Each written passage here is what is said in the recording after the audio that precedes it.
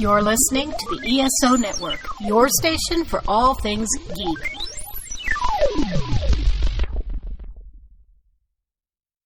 Sorry, what were we talking about? What are your thoughts? Well, this is a podcast about Star Trek Enterprise, and I was specifically asking you what your thoughts were on this episode.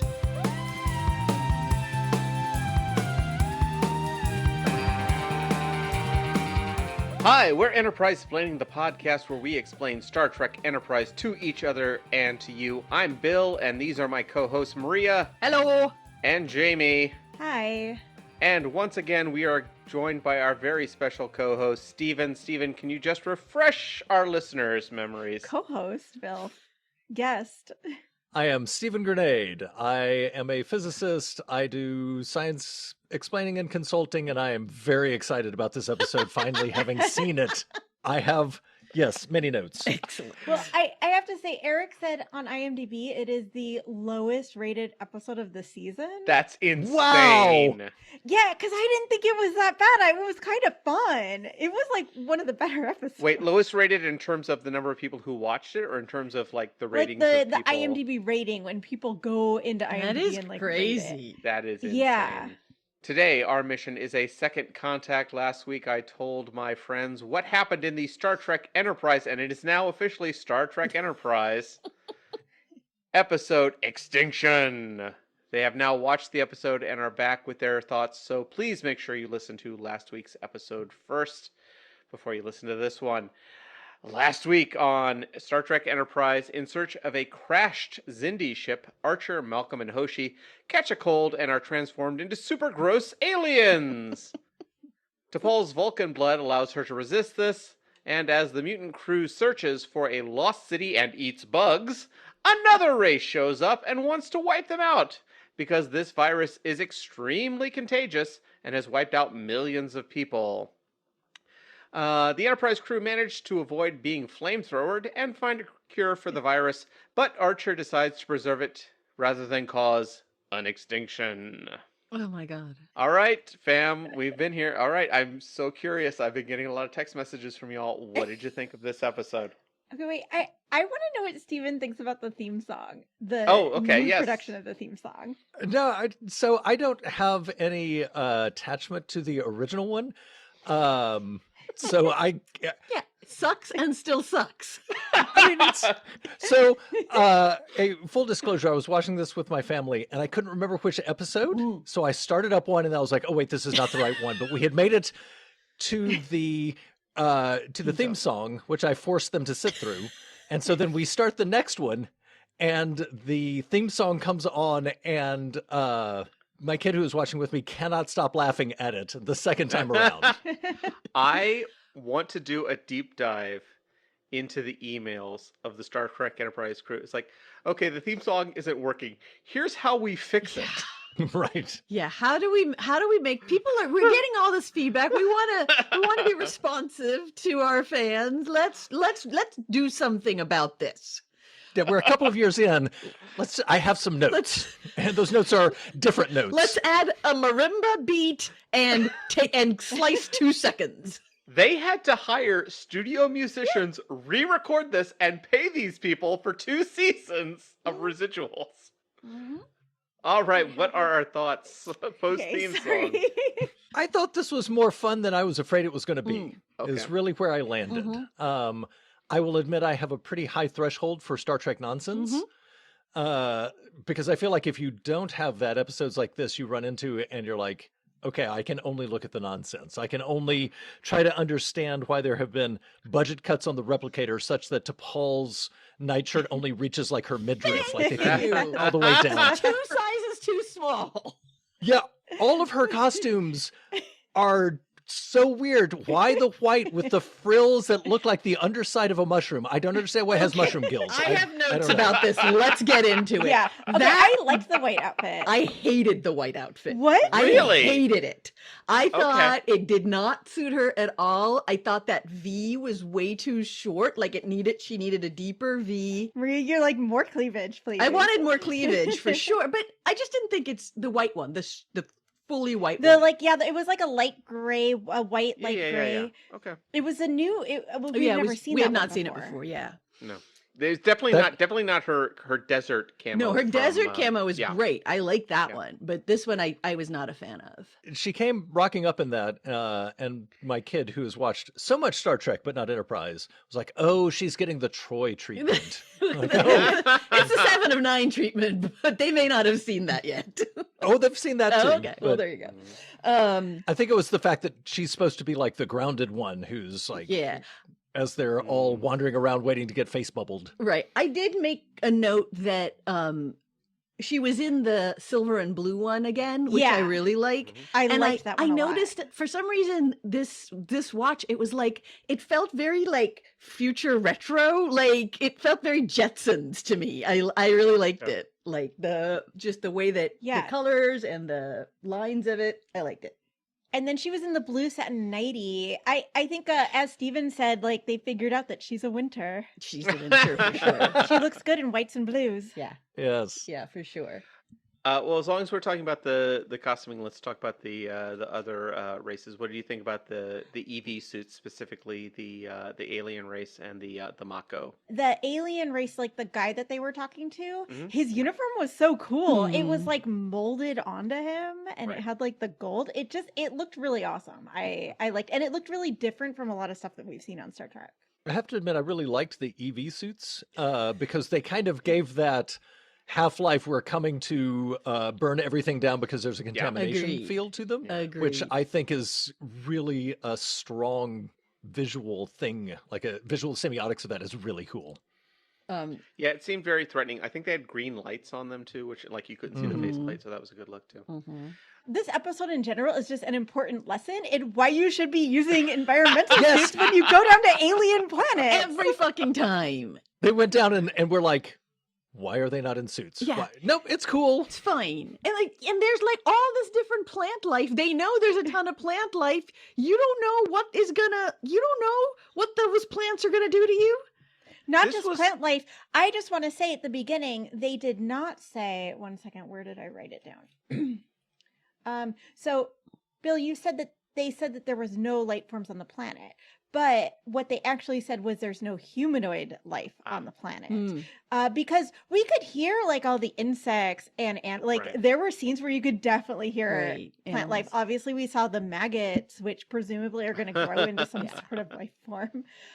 So yeah, it was not that there were no life forms. It was that there were no humanoid life, which in Star Trek always means intelligent life for some reason. Sure. Because obviously all aliens are going to look like humans. Right. There's no supporting cast on the planet, Captain. We found no day players we have hired. I did have one additional comment about T'Pol's costuming, which came from Voice of the Computer, Stephen. And I wrote it down because I had to get the exact quote. If those pants were any lower, you'd see T'Pol's Mount Seleia. Nice. 5 comedy points. I did notice when we got to the fight scene early on, and they're fighting, and all of a sudden, Oz, my kid, is like, "So is T'Pol fighting in space heels?" And indeed, He is. Yes. Oh yeah. heels to go stomping around the planet. They're clunky, but they're definitely heels. She wears them on sand planets. Yeah, no, her desert uniform has 3-inch platform heels. Oh, good choice. Yeah. That's what I want in a situation And like she this. was running like away from these guys. Also on her like blue satin nightie, the like pajama pants that she was wearing, when she turned around, they gave her like a wedgie to make sure that you could see like her full butt. Full buttocks. Because if she doesn't have a wedgie, you can't see the butt. Correct. Any thoughts on Tripp's casuals when he showed up for the massage therapy? I could not look away from the fact that he brought the peaches in a ramekin. I was like, why do you have it in this like ceramic bucket? I could not look away from that. And then when she took a bite, like T'Pol took one Single bite. and then put the peach back in the thing thing. with her bite. But maybe she's the only one who's going to eat them. It didn't even like necessarily seem like she liked it. I feel like it was wasted on her because it looked like a delicious peach. It did. I did write down that I'm surprised you didn't use as one of your 2 truths and a lie T'Pol tastes Trip's peaches. Very good. What else is in the teaches of peaches? I don't understand, like, if she's doing the neurostimulation on Trip, like, why does she have to dress sexy for it? Is it like part of the like getting in the mood for the neurostimulation? You have to be. Well, like, I assume it's dressed also sexy? late at night. This is what she's wearing, Okay, this in is her- just her pajamas. Also, casual. they're, at least in the previous episode, they were doing it to each other. Like she got him to do it first. Yeah. So I don't know if that is Yeah. still happening. While she was topless and making orgasm noises. Correct. Exactly. That is correct. You do remember that scene. They're pushing the romance for them. 2, it would be super weird if you were wearing your full like day outfit and said, "Okay, get down to your underwear." Yeah. So I did take notice as they're getting into this. T'Pol says that the risk of paralysis is minimal. I'm like, oh, it's space chiropractic. She's a chiropractor. I also read that. Exactly that. Exactly that. Has anyone done this on a human before? No. No. No. Oh well. I'm sure it'll be fine. I am just glad we did not have to hear Trip's orgasm sound. Yeah. It was one thing to hear T'Pol's, but I really did not need to hear Trip. So happy that it like got cut off before then. Amazing. I don't actually remember this exactly, but these are the 2 notes I have that are clearly about that scene. One is, those are some old people step-in Skechers that Trip is wearing. And there are no socks in the future. Well, Yeah, we know that there are socks in the future because the Ferengi were wearing socks. That's true. That's true. I just re-listened to that episode. Oh. Yeah, he came rocking up and Oz is like, is he the Tom Paris of this series? He's giving a lot of Tom Paris. I was like, yeah, slightly. Certainly adjacent at this point. Not as much of a bad boy as they tried to make Tom Paris into, but yeah, that's kind of Trip. No, Trip is the himbo golden Labrador of the series. He's yeah. Any other strong thoughts? I have topics we can discuss, but if anybody has anything that they want a hot take they want to jump in with. So the command center.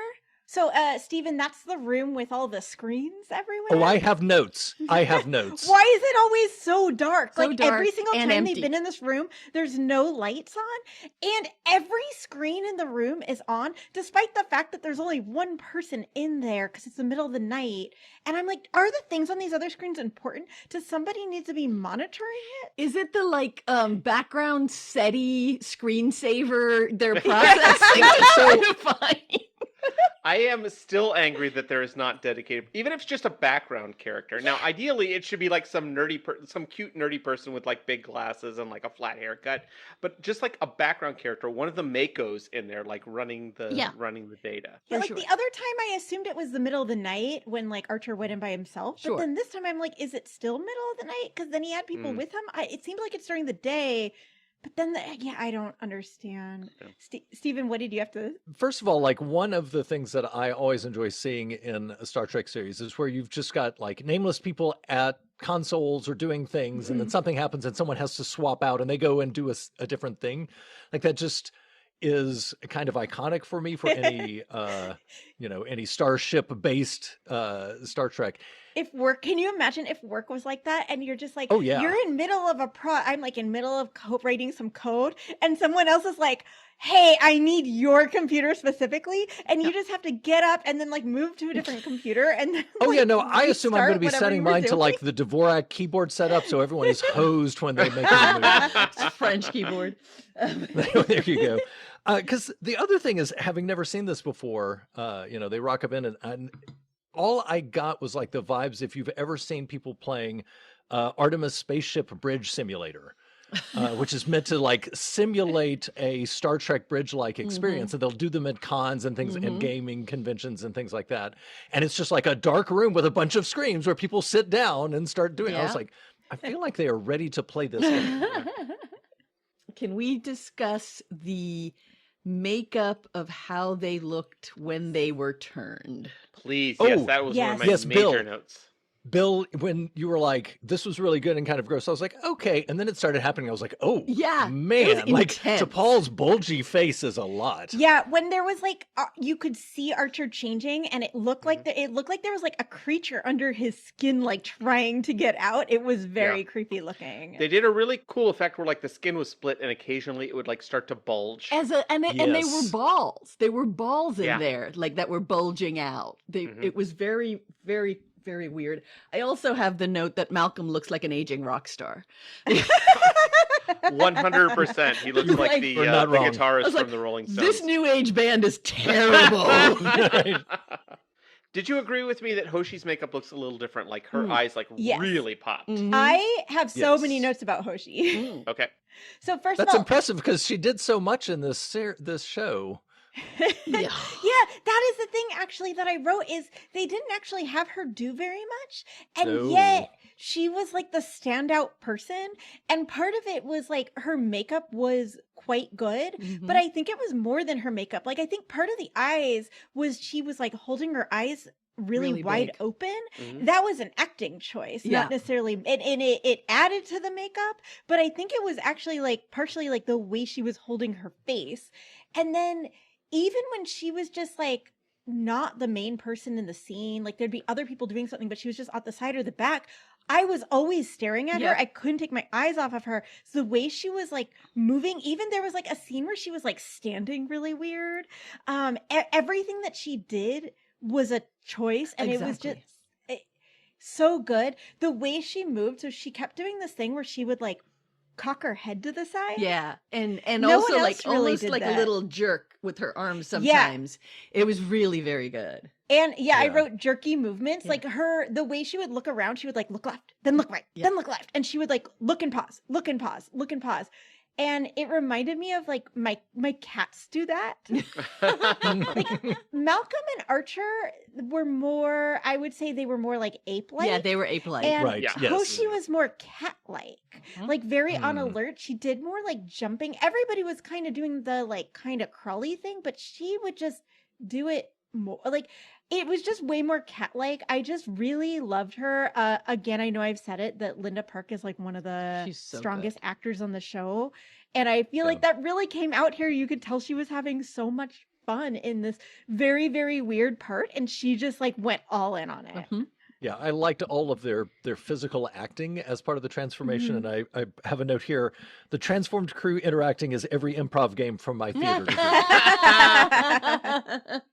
But I felt like that was part of the fun of it, was them getting to be like, okay, you can just be kind of banana pants Right. here. Yeah, you could tell they were like, I think that was what was so fun about watching it is it didn't feel like they were as actors like embarrassed. No, they seemed like they It were having felt like fun. Oh, they yeah. were having so much Yeah. fun, like just Yeah. absolute like scenery chewing, just like going all out in this really weird part. This almost, I was rewatching this before we recorded tonight, and it almost seemed to me like this really reminded me of an original series episode. Like I could see this like being Yes. Yes, Absolutely. Well, yes. Kirk and Bones turn into monster men, and Spock is trying to convince them to go back. But yeah. For sure. Sidebar to the makeup. What did you all think of the special effects shot of Archer's transformation, where we get an X-ray zoom in? I have a note about the the CGI hearts, and then like blurp as it sort of blossoms out. Yeah. Yeah. Yeah, it was wild. that was fun. I have this note about, so you know in the dream sequence that Archer has where he goes Yes. and he sees the ancient city, there's all these people walking around, but they're just like walking around like normal humans would be Yes. walking around. And Yeah. I'm like, well, if that's how these aliens would normally walk around, then how come What is these happening? like what, why Yeah. are they being I all mean- weird? Like, I don't understand. Don't spend a lot of time I on had that. a couple of things on that. First of all, my one note is, oh Jesus, I look too closely at the people. No, Because no, it no, was no, like, no, no. I look too closely at the It was people. very much that he like ran into a Meow Wolf set that then opened up into a Civ 5 city that they had rendered. Yeah. No, it's like when you get those artist rendering of what the building is going to look like, and there's perfect Yeah. trees. And, The city, was it underground? Yes. yes. Yes. Then why was it so bright? They had lights. I was just confused because it seemed like it was a whole city underground. But Right. but even when they went later, and now this city had clearly, it was an ancient city that had died, it was still as bright as day. That's a And good so point. I was it like, did maybe look like day. it's outside, and it was just a tunnel, not a cave, like a tunnel that No, then he said went through multiple a mountain. times it's underground. He said that he Oh. told to Paul Yes, that's why yeah. you haven't been able to pick them up. It's because they're underground, even though that was Okay, not the that's case. so confusing. I just don't understand why it was so bright. Before the race went extinct, the last person didn't shut the lights Yeah, off. they just left all the lights on. Oh, and also just the way they moved, the hissing, the sounds that they were making. Yeah, and the Like the clicking. hissing Yeah. and the clicking. There was a point where Hoshi growled that I loved. Yeah, I thought it was very good. And then like once they got the universal translator working, and so then it was like being translated into English, I still like loved the way they spoke. Like It vampires. still counted like Right. hissy. Yeah. Yeah. It was Yeah. just like all of it was just very fun. Yeah. And I really, even though like I would say like the plot was kind of like the rest of the episode was kind of boring, I had so much fun watching these three people act kind of silly Yep. that I just found the episode kind of fun, even if the plot was kind of mid. Yeah, which is the one of the best things about Star Trek is that Yeah. you know, for the most part, even if it's not a super great plot, it's still fun to watch, which Yes. is why we've been so perplexed by this show until now. Yeah. They explored this idea to a certain degree. Yes. I was very glad that when they got the DNA transformation, that they sprung for the language pack DLC so that it would also give them this modern language, which is, of course, is encoded in DNA, just like Yeah, memories are encoded exactly. in Yeah, DNA, exactly. as in the foundational text of Assassin's Creed. Yeah, I am so confused by this virus, you guys. Okay. Okay, so Let's do it. Let's Maria, work I it just all want to out. say my first note on the virus is I'm a bit confused as to how they got the virus. Like it just is virus confusion. it's not everywhere. even, I don't even care about how they got it. I am confused as to what this virus does. So it converts them all into into these The different Lokek. creatures, Yep. the Lokek, and it makes them want to go into the city. So Yes. why was the dude all worried because people are going off planet? Ain't nobody going off planet. They just want Yeah. to stay on the planet. Who's leaving the planet? Well, I Right. mean, they had Malcolm on the ship who was trying to get out. I like, understand, but but I'm looking at it from a broader perspective. Like, why do you even exist? Why do we need you?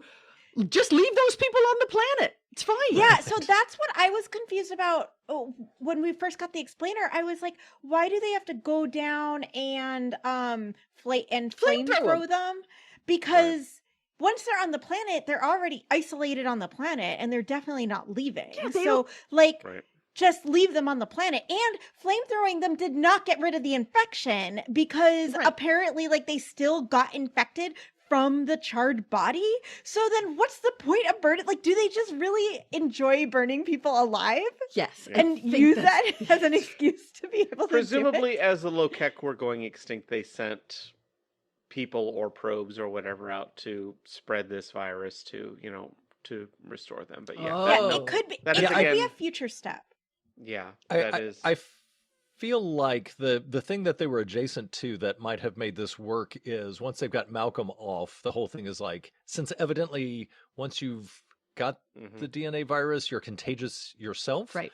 Is like, okay, you can't remove them because it just runs everywhere. Sure. Right. So I could see like a quarantine blockade, but nope, we've just got to sterilize them all, but leave the planet just waiting for somebody else to beam Again, down. does not sterilize them because they got infected from somebody who had been quote unquote sterilized. Mhm. Yeah. Right. But Again, no, they but- just enjoy burning people alive. he kept They just like get off on saying- it. he kept saying we can't risk anybody getting off planet. That's why they were burning them. Right. But so his assumption was they were trying to get off planet, but ain't nobody getting off planet. They didn't want to. This makes sense to me in a 28 days later scenario. If you've seen what was it, 28 years later. I have not. So let's say somebody who, like the Enterprise crew, somebody who has no idea what is going on, somebody goes down to the planet, and they take their crew member back, and as they are getting infected, they go someplace else. And this is how the vector spreads. Now, granted, everybody who gets infected wants to go back to the planet, but basically what I forget what the other alien race was called is Tret. yeah, nobody who goes to the planet can leave the planet because some well-meaning but ignorant people We'll might try to take them away. go there, or it's like, oh, Malcolm is weird, but we can fix it. We can cure this virus, which they don't think can be cured. I could see too, like it could be a later step, like when they go in, they see that the city is dead. Right. Maybe they start to be like, well, okay, we need to go like convert more people and get more of us, and then they like build a shuttle Rebuild? or something. Yeah. Yeah. Or take the shuttle that they came down there. on or It's something. 45 minutes of TV entertainment. Right. Because That's, they are intelligent, right? Yeah. So, I mean, they weren't acting particularly intelligent, but they were supposedly intelligent beings. Yeah. There was a scene towards the end of the episode where I think Archer is telling Hoshi or Trip, like, the others decided to take the day off. You should take the day off. And Yes. it reminded me of the scene in Emperor's New Groove. Where it's like, I've been turned into a cow. Have you seen this? I just posted it in the YouTube, and we'll put it in the show notes. Get them! Hey, I've been turned into a cow. Can I go home? You're excused. Anyone else? No, we're good. We're good. Get them! It absolutely made me think of that scene. Like that whole, like, you've had a rough day. You were turned into an entirely different species. Go take a nap, dude. I like that this other species has said that they had like, I don't know, 16 or 17 years this has been going on. Yeah. And Phlox Phlox cures it in 2 hours. And granted, he had the like T'Pol DNA or whatever, but like still. he had T'Pol and he had a peach. He had a peach. I did enjoy, not to call this back because you guys brought it up when we discussed the episode initially. It's like, I need a sample of T'Pol's DNA, and Trip immediately runs to T'Pol's room. Yes. I also really noted down Phlox, swanning around in his jammies, is like, the quote is, "The laws of biochemistry on this world may be as unpredictable as the laws of physics." I was like, I don't understand. In the Expanse, Yeah. I think they meant. Oh, Because sure. Yeah. I see. Yo, yeah, Okay, so thank you. laws I of needed that physics are context fucked up because in the Expanse. Even though that doesn't happen anymore, apparently. Yeah, so in this part of space they're in, the laws of physics are different. now and I remember weird you saying stuff that. There's happens. anomalies and stuff. Although this was completely Star Trek science. Like, I had no problem accepting that this Oh. was something that did Yeah, not this was seem crazy normal. to me at Yeah. all. Oh, sure. Completely normal Star Trek shit. So Yeah. I asked our friends, our medical course you did. science friends. So basically I was confused, and not about the like DNA turning blah blah blah, because I'm like, whatever, that's Star Trek science. I was confused about Phlox needing an active DNA sample. Yeah. Because Oh, I was sure. like, what is active DNA sample? And I tried Googling it, and like nothing came. And I was just like, is this because that's not like, I didn't understand, like, what's the difference between active DNA sample or inactive DNA sample? So It's a passive DNA sample, Jamie. It just sits there waiting It's a to beta. be transcribed by RNA. So I asked a friend of the pod, Topher, who listeners might remember from Night at Sick Bay episode, and A medically perfect episode of Star Trek. our friend and future guest, science writer B. Brookshire, who listeners of this podcast would know because they have all read the book that I recommended that she Mhm. wrote called Pests, How Humans Create Mhm. Animal Villains. But I asked them, like, so active DNA sample, what is that? And they were both like, yeah, that's not a thing. Not a thing. That is just, that's not real. No one would say that. Topher No did- one would say that. We have video evidence that is incorrect. People will say If that. somebody says that, they're not human. Topher said, I have no idea what active would mean in this context. Mhm. But they both agreed that maybe somebody would use the word active in a colloquial way to just refer to like a DNA sample that has not been degraded. They were just Right. like stretching, like if somebody said this, what would I think they were talking about? Sure. I don't think that that's what how Phlox was using it. It's a cheat. It's a cheat to explain why they can't do this again in the future. Like I think I brought up, there was an episode of TNG where Pulaski got infected with a virus that made her super old, and they put they put her in the transporter and brought her back to her current age, but they had to find like The transporter. her hairbrush had a living DNA sample that it was just like, well, why can't you do that in the future? We didn't have that. Yeah, I feel like it's It's a cheat. because nobody watching the show believes that Phlox does not have like everybody on this Exactly. DNA sequenced already. Like, so I Absolutely. guess it has to be like a recent sample or He has something. Dexter's card file of blood Yes. samples. It's like a cabinet of curiosities. It is air conditioner. But he can't tell anybody about it. So he's like, "Oh no, where are we gonna find a DNA sample? Gosh darn." So anyways, thank you. Topher wrote a whole bunch of other stuff about Aw. like DNA and RNA and all this stuff that was like not really particularly useful for Star Trek This whatever. Enterprise. context, Yeah. yeah, too much But information. thank you so much for that, Topher and B, for answering another one of my absolutely ridiculous questions. That when I go, I don't give them any context. I just like, I'm like, hey, I have a question for you guys. And then I'm just like, what does active DNA sample mean? You need to let them know this is, by the way, this is for Star Trek Enterprise. Don't think about this for more than 5 Yeah, please don't seconds. spend more Fair. than 5 minutes on this project. How awful must those guys who had just firebombed their colleague Oh, Oh, yeah. Yes. 20 minutes later are just Good like, news. hey, I'm all cured, guys. That guy's Wikipedia entry: last person to die from the, Yeah. Well, I the mean, Coke virus. one of my last notes on this whole episode, as they're processing what has happened to them, is that basically I hope that someday they invent therapy for people, because clearly it doesn't exist in the Does future. not exist. The World War III wiped that out. Yeah. Just Phlox doesn't exist has a anymore. psychiatry degree, But supposedly. he doesn't use it. I mean, he does with Or maybe he does. He does, but not consensually. Nobody asks for therapy. He just does it to them when he needs to. Way back in the beginning, when they first went down to the planet before they got changed, Mhm. Malcolm was so intense. He was like in the front. He had his like he was doing the thing in like shows with like military guys where Yes. it's like holding the flashlight with the With the- phaser. Yep. Where Oh, he's yeah, like, I caught and on he that. was like Yeah. pointing it left, pointing it right, Yeah. like Yeah. trying to like go around corners, but there were no corners. It was just trees, so it was like very funny. And then like Archer and everybody else behind him were just like Wandering. strolling nonchalantly. La-di-da-di-da. It was very funny. And also, like, if they thought it was that dangerous, like, why didn't they send some Makos down? Mm. Yeah. Also, their space flashlights are wild.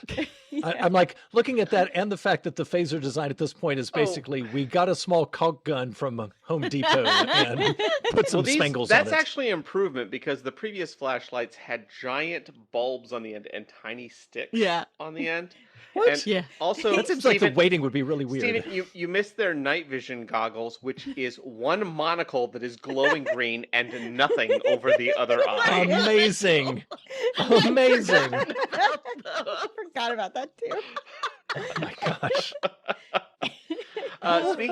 Speaking of the Makos, I just want to bring this up. This struck me in rewatching this for the second contact here. Is we talked about a lot about the Makos and what they were going to do, and is there going to be a conflict, and how is this conflict? There is no conflict. No and conflict. I really believe the Makos are just there. We need soldiers. It's 9/11. Soldiers are Soldiers great. are We need necessary. soldiers. Yeah. And Yeah, I we need- really think yeah. after 9/11, they're like, we need to show how much we love the military. Yeah. Daniel Day Kim given nothing to do. He was Oh in my there. god, I don't got know who's credit. on the line. He showed up and I was so excited. Got nothing I to do. know. He was there. He was blurry in the background, and Yeah. yet you could still see how beautiful his cheekbones were. I know. He was blurry. I don't know how he does it. We're going to start doing the Daniel Day Kim good boy scale.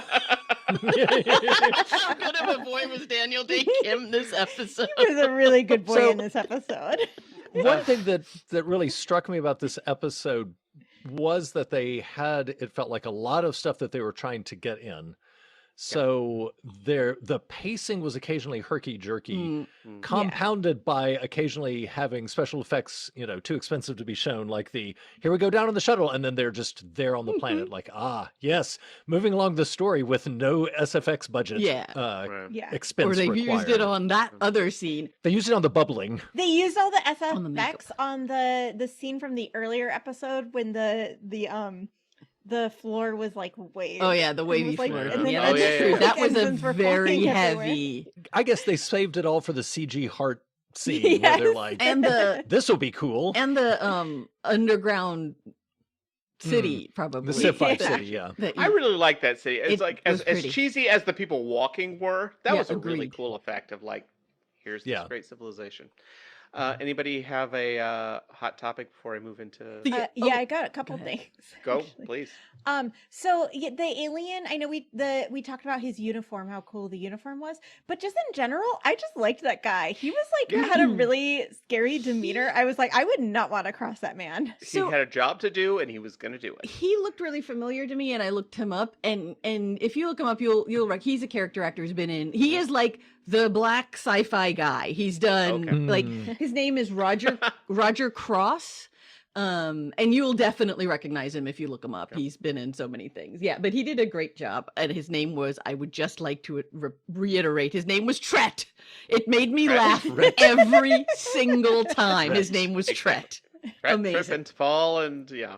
Amazing. Yeah. And I was just very excited to see them cast a person of color as an alien who wasn't just, there's been like a couple people who've been like Hispanic but kind of white passing. Yeah. And Clancy Brown with a weird accent does not, and like count. in the desert does not count. In a multiracial And alien race. Neither do blackface Klingons. Blackface Klingons, not at all. Mm-mm. Yes. Yeah, a multiracial, like, because we saw other people of these aliens and they were white, which was so exciting. Like, it's so weird to be excited about Our- this, but it was just very, very Our standards exciting are so that low. they're like Yes. finally giving jobs, like these like small, silly alien parts to people of color. Like, thank you. The only other thing I had was just there's a scene where I don't know where Travis was, but he comes back to the bridge and there's like a white dude at the Helm? controls at the helm, Oh. and he's just like, "Get out of here!" Like you can just see, get out of here, white man. This is my seat. I believe I'm so excited that that Maria's cave curse was broken. Yeah, And Yeah. I hope that the cave curse still exists. But it's just been has transferred? to Bill. I also hope that. I hope that very much. That means that one of you two gets the horny episodes from now on.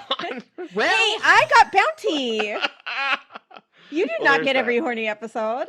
No, I get. Amazing. So what is my thing? Horny episodes, B-plot episodes, and shuttle You get all pod the like disaster shuttle episodes. disaster yeah, things. shuttle Shuttle disaster disasters. episodes. Yeah. Oh, I forgot to mention. Eric specifically wanted me to tell you guys that this, even though Archer was not technically kidnapped, this counts as an Archer needing to be saved episode. Like Sure. Archer kidnapped / needs to be Adjacent. saved. Yeah. Yeah, he said he is counting it. His He is the humanity- official- his he's the one who humanity was keeps track of kidnapped.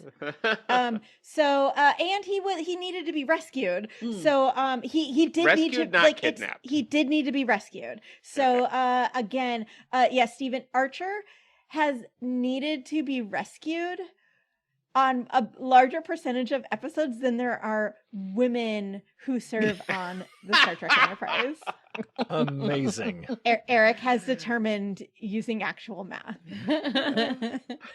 Actual math, not Star Trek math. Yes, not Enterprise. Star Trek math. The thing that kept running through my mind is if you were going to invent a drinking game, every time T'Pol says, Captain, you would be dead by the end of this episode. dead halfway like, through, I'm pretty man. sure 50 to 60% of her lines by volume were simply Captain. Just this moment, it struck me talking about the costumes. Like she's trying to convince him that he's the captain of the Enterprise. They never referred to the costumes. She never pulls the patch off and says, Yeah, "This is your that's a good this point. is your ship." We got to talk about the bioweapon, the Chekhov's bioweapon. That was exactly my last question. Yes. Is Archer? This is my question for you guys. We touched on this as I described it to you. Is this going to come up in later episodes? Is Archer going to use this as a bioweapon against the Cindy? I think he is. Like, I'm going to be so mad if he does. I think it's at least going to come up as an option. Like, it just seemed like it was too big of a deal for him to keep this. Like, why did they even make this big deal about it? Like, and have a whole scene of him deciding to keep this if it wasn't because they plan to have it come back. The only other explanation I have is that he is still being affected by the virus. So he still has something in him that is saying, I need to keep this going. And that's screwing with his judgment. However, I also think it's equally plausible that he's completely aware of what he's doing, right? And it's not at all. My meta of this is the writer is like, this will be really cool. I'll set it up. We'll do something with it later. And then none of the other writers ever pick it up again. Yeah, maybe. And it's just like forgotten about forever. Yeah. I agree with Stephen on this. I think that they are going to they are going to completely forget about this, and also I think B, they're trying to show that while Archer is on a course for revenge to go after the Zindian stuff, this is not something that he is thinking about. That is. Yeah. They'll forget about it like they forgot about T'Pol's disease, which Phlox has been presumably still trying to cure, which means he 100% has a bunch of DNA samples from her. Is everybody who got like unaliened by the stuff pulled out of T'Pol, do they have the disease now? Great question. But Good question. no. No. The answer is The no. answer is no. Yeah. I was confused when they had like, even when they had like partially cured them, but they still had like the stuff on their face, they were letting them like walk around the ship. I was like, this feels very dangerous. I feel like Phlox keep Phlox them- also on the side developed a vaccine. Then he put in into the 2 hours. environmental controls. It's Star Trek. He said man. he had programmed it to stop spreading, and that's just how that works. Yeah. You guys are thinking about this like on the level of the Buffy season where Buffy fights Glory, and every battle that she fought through that season led to the final battle. This show is not that That's smart. true. They are not. Yes. That is true. That is not how this writer's room is running. Yeah. All right, and now we move into our next section, which is Memory Alpha, where we talk about a weird or funny page that Jamie found on Memory Alpha, the Wikipedia for canonical Star Trek. Yeah, I would explain this to you, Stephen, but I believe you were already in our group chat when we were talking about the Memory Alpha page for Breast, and then Maria coined the term Memory Alpha. The origin of Memory Alpha. So Some of my best work. now this segment is Thank you for kind your of just service. Jamie goes down a rabbit hole. This one is kind of similar. So I was curious. Remember, we talked about we were arguing over whether the hand thing that T'Pol did with Hoshi way back in the season 1 episode Sleeping Dogs was part of this like neuropressure thing. So I went to the Memory Alpha page for Vulcan neuropressure. I only scanned it because a lot of this page was spoilery. Like this is I think we all know this is coming back. Yeah. I was just sort of like looking for episodes that were mentioned and making sure not to read anything like that. But Option F, Hoshi hand sex. oh, I did so much Control F for the word hand. Listen, guys. there are so many stories on AO3 covering exactly this. yeah. Oh, for we will sure. get there. It was not on this page. So I was like, well, that could mean that it was not Vulcan neuropressure. Or, as we know, even the nerds that edit that shit on Memory Alpha have like so many of them just like not interested in Enterprise because so many Enterprise things are just Right. like not complete in Memory Alpha. Right. So I'm like, that doesn't mean just because it's not on the page doesn't mean that it wasn't also neuropressure. Also, T'Pol was just making it up. She just wanted to do it. Also, so many things on Enterprise are not complete in the world, like in real life. But while I was on the page, it had this line. A highly specialized discipline, neuropressure, involved numerous techniques, was extremely difficult to learn, and took years to master. But like we saw like 2 episodes ago, T'Pol was trying to teach it to Trip, and he learned it in like, she had an orgasm in like a minute from it. So I'm like, this didn't seem like it was that difficult to learn. She was faking Well, it. it's not that difficult, but then the risk of paralysis goes up. It's Yes. it's Mastermind, a minute to learn, a lifetime to master. I think you mean Othello. Othello, sorry. Anyways, I was not satisfied with what I found on this page. So I went to the page for the Sleeping Dogs episode where T'Pol did the hand thing. And I did do a Control F for hand. And I found the section. It just says T'Pol then takes Sato's hand. And with what is implied to be a mild telepathic suggestion, help Sato with a visualization exercise to help calm her anxiety. So it's basically like, this is not Different. neuropressure. Yeah. So I was like, okay, I feel like that's it. But I'm like, let me just try Googling this. So I did So you some did Googles. T'Pol x Hoshi hand stuff. Basically, I did Hoshi T'Pol Sleeping Dog's hand.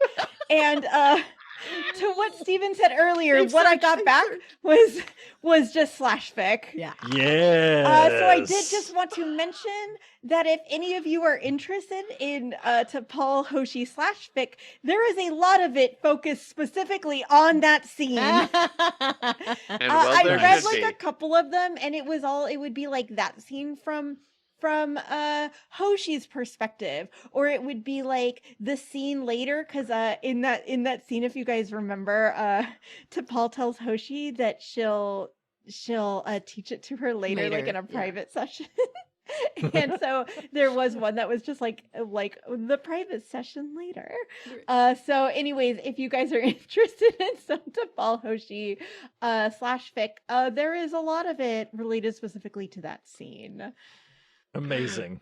Thank you, Jamie. And now we move into Read Alert. READ Alert.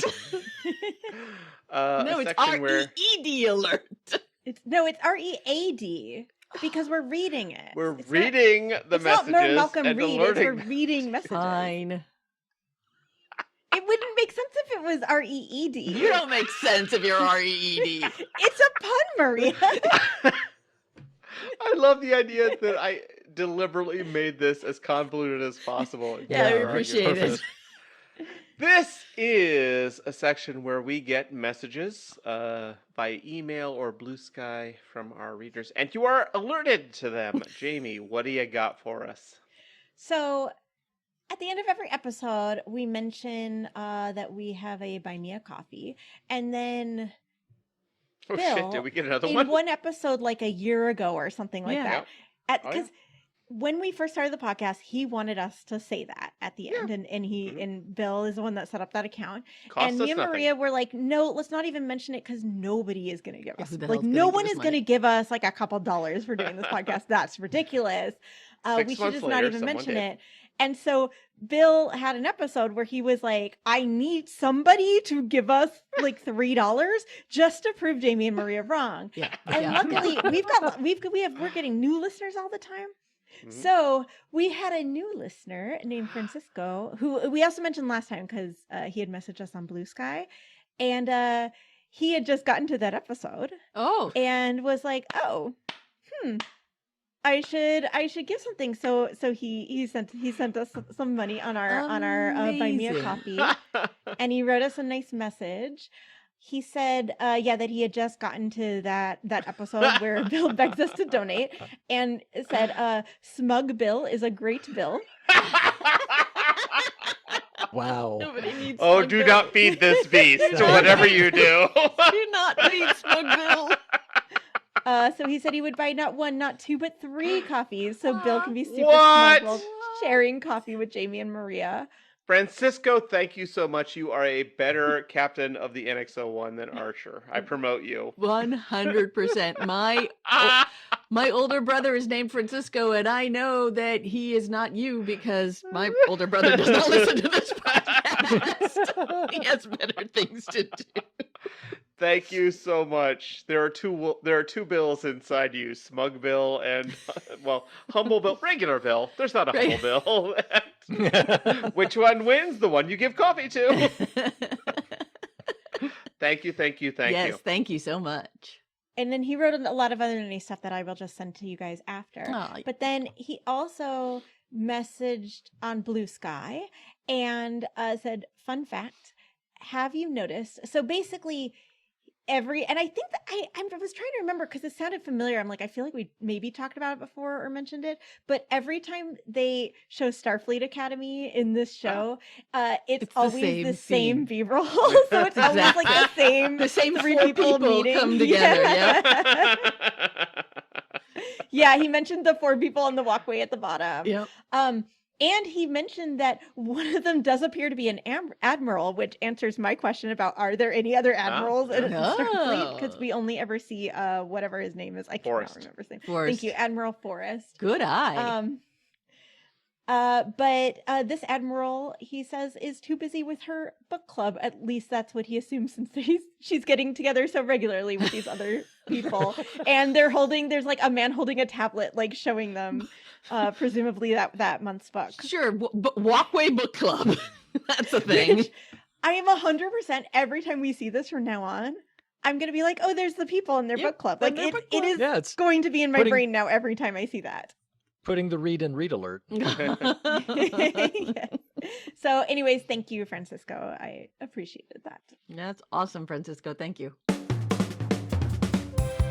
And that's the episode. Thank you so much for listening. Next episode, Maria will be telling us about the episode Rajin.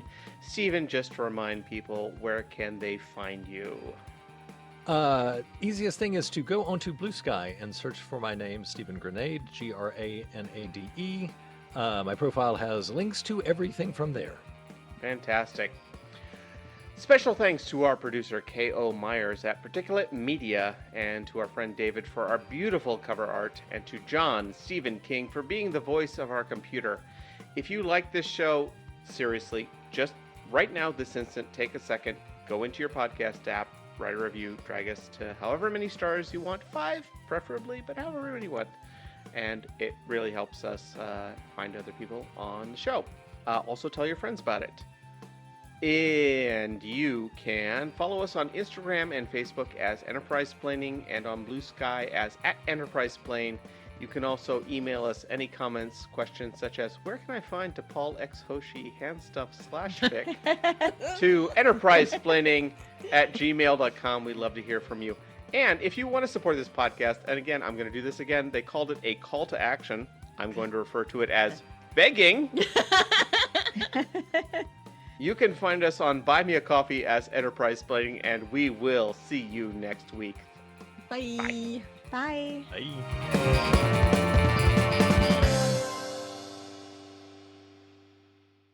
Have you guys seen the movie The Emperor's New Groove? Oh, No. yes. So there was a scene, and I actually caught this clip because it And made that's me where think I of this the so virus that turns him into a llama, as I recall. Yes, it's the llama plague.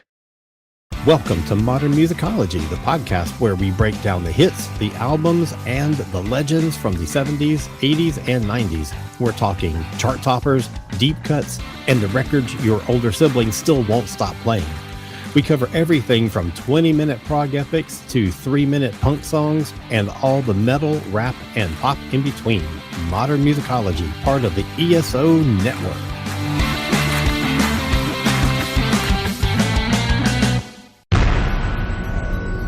This has been a broadcast of the ESO Network. Be part of the crew and help support our shows by donating to our ESO Patreon or by shopping at the TeePublic store, which can all be found at www.esonetwork.com. The ESO Network, your station for all things geek.